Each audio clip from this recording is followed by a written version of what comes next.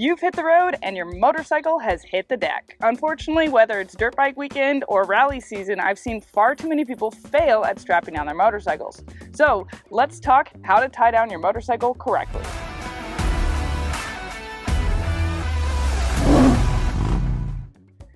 To begin, there is a video on how to load a motorcycle alone. So if you haven't got yourself to this point, go ahead and watch that one first and then cruise back here. We're going to talk how to strap down your motorcycle. There are two types of straps you can use, ratchet straps or cam buckle lashing straps.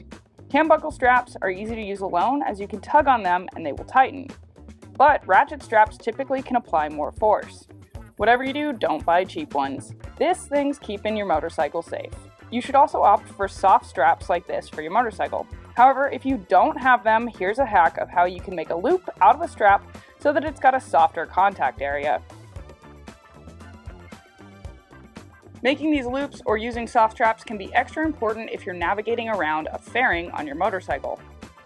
Mounting points for your straps. Try to use the base of the triple tree, not the handlebars. Using the handlebars can put extra stress on them and bend them or create slack, causing the straps to slip and fall. The motorcycle should be standing straight up. Leave your kickstand down if you want, just in case, but tighten the straps straight up. The goal is to push the suspension down so that it's constantly tugging against the straps. So you want to compress the front suspension so that you have tension against the straps as your motorcycle reacts to bumps along the road. However, there is a limit. Do not go too crazy as there's fluid in your forks, and as temperatures can change and your suspension reacts to the road, you could potentially blow fork seals if you strap it down too hard. So you just want to have some nice tension using your suspension. So you've got the front of the motorcycle up against the truck or trailer for no forward movement. If you've got a wheel chuck, even better, but we're doing this on a budget.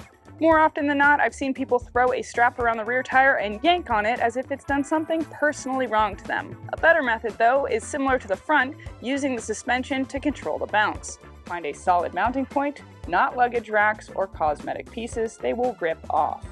On smaller dirt bikes, I have seen people throw a strap over, pushing the rear down and using floor mounts.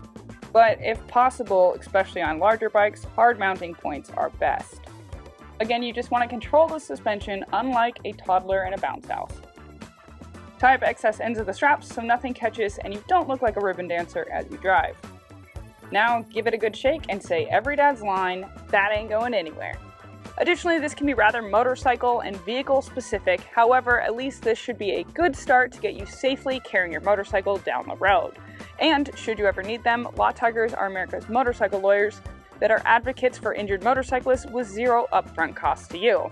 There are some helpful links in the description. My name is Alyssa, and I will see you in the next one.